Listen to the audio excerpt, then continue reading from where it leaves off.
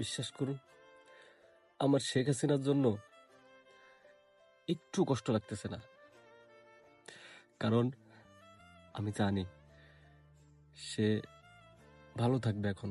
কারণ সে এখন নিশ্চিন্তে ঘুমাইতে পারবে। দেশের চিন্তা করা লাগবে না,